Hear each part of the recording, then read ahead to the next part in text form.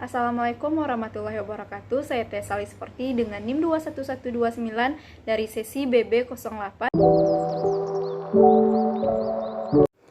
Yang pertama itu ada gempa bumi. Adalah getaran yang terjadi di permukaan bumi akibat pelepasan energi dari dalam secara tiba-tiba yang menciptakan gelombang seismik.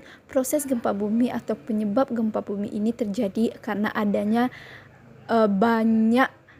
Yang paling umum adalah gempa bumi tektonik. Gempa bumi ini terjadi karena adanya tekanan dari lempeng bumi yang bergerak-gerak dan juga berbeda arahnya, akan menghasilkan tumbukan yang akan menghasilkan gempa bumi.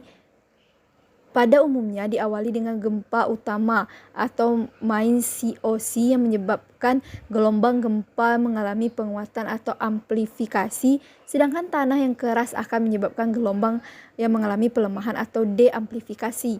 Adapun penyebab gempa bumi lainnya adalah gempa bumi vulkanik, yaitu gempa yang berasal dari gunung api. Gempa bumi ini terjadi karena akibat adanya aktivitas magma yang biasanya terjadi sebelum gunung api meletus. Apabila pipanya semakin tinggi, maka akan menyebabkan timbulnya ledakan yang juga menimbulkan terjadinya gempa bumi.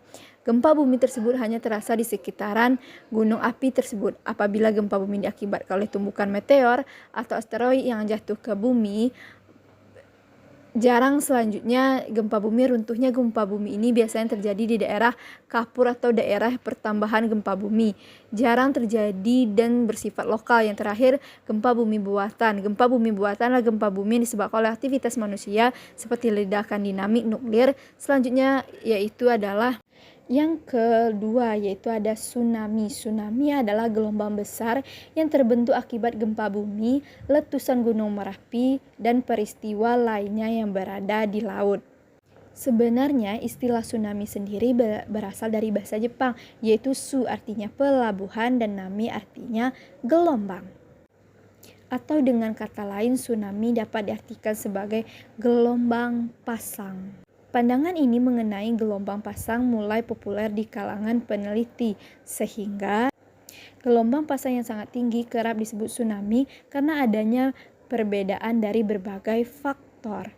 Selanjutnya yaitu mengenai antara gelombang pasang dan tsunami. Istilah tsunami kini lebih dikenal sebagai gelombang yang sangat-sangat tinggi yang disebabkan oleh kegiatan seismik. Tsunami adalah berawal dari gerakan vertikal pada lempeng yang berupa patahan atau sesar. Patahan ini menyebabkan dasar laut naik atau turun secara tiba-tiba, atau dalam fase ini disebut dengan gempa bumi. Selanjutnya yaitu mengenai keseimbangan air laut di atas terganggu sehingga terjadi suatu aliran energi laut. Energi ini berbentuk gelombang. Dapat terlihat yang bergerak menuju pantai yang kita sebut dengan tsunami, meskipun kebanyakan tsunami diakibatkan oleh gempa bumi. Selanjutnya yaitu ada gunung meletus. Letusan gunung merupakan peristiwa yang terjadi akibat endapan magma dalam perut bumi yang didorong keluar oleh gas bertekanan tinggi. Peristiwa ini berhubungan dengan naiknya magma dari dalam perut bumi. Aktivitas magma yang mempunyai suhu yang sangat tinggi di dalam perut bumi. Aktivitas magma yang mempunyai suhu yang sangat tinggi ini berusaha keluar sehingga dapat terjadi retakan-retakan dan pergeseran lempeng kulit bumi. Magma yang keluar dari perut gunung berapi adalah gunung yang sedang meletus atau vulkanisme. Gunung api meletus terjadi akibat endapan magma di dalam perut bumi yang didorong keluar oleh gas yang bertekanan tinggi. Dari letusan vulkanik ini, gunung api tertentu hasil letusannya yaitu berupa gas vulkanik, lava dan aliran pasir, serta batu panas, lahar, tanah longsor, gempa bumi, abu letusan. Awan panas letusannya membawa abu dan batu yang menyembur dengan keras hingga radius sejauh 18 km. Sekian penjelasan materi mengenai gempa bumi, tsunami, dan gunung meletus. Jika terdapat kesalahan saya mohon maaf. Wassalamualaikum warahmatullahi wabarakatuh.